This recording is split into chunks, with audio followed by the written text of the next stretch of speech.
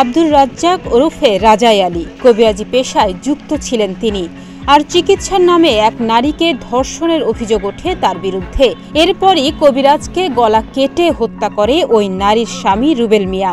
মঙ্গলবার দুপুরে জেলা পুলিশ সুপার কার্যালয়ে সংবাদ সম্মেলনে এসব কথা জানান চুয়াডাঙ্গার police super RM Faizur Rahman.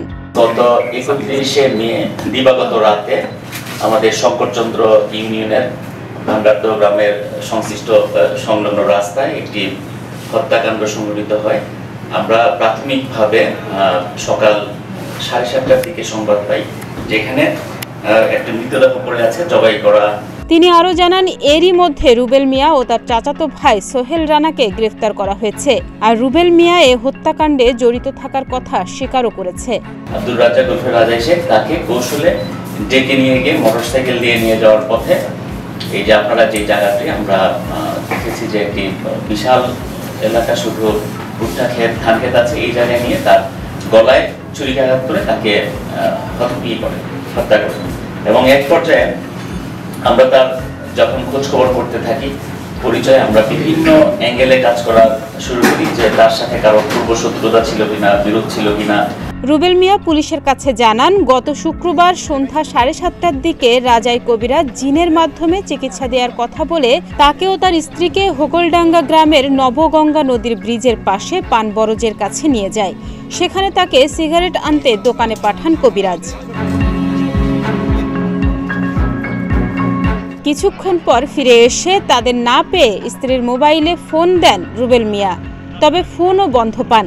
35 থেকে 40 মিনিট পর তারা ফিরে আসেন। পরে বাড়ি ফেরার পরে তার স্ত্রী জানান যে আব্দুর রাজ্জাকই তাকে সম্ভ্রমহানি করেছে।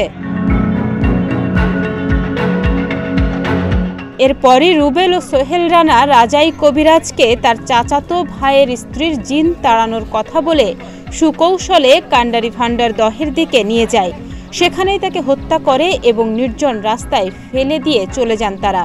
তার সাথে কবিরাজের সাথে একটি টর্চ লাইট ছিল, সেই টর্চ লাইটটিকেও আমরা আলামত হিসেবে জব্দ করেছি এবং তার সহযোগী হিসেবে তার চাচাতো ভাই যিনি ছিলেন তিনিও ফৌজদারি কার্যবিধির 164 ধারায় জবানবন্দি দিয়েছেন এবং ঘটনার আমরা পারিপার্শ্বিক অবস্থা সবকিছু মিলে আমরা নিশ্চিত হয়েছি যে তারা হত্যাকাণ্ডের সাথে জড়িত।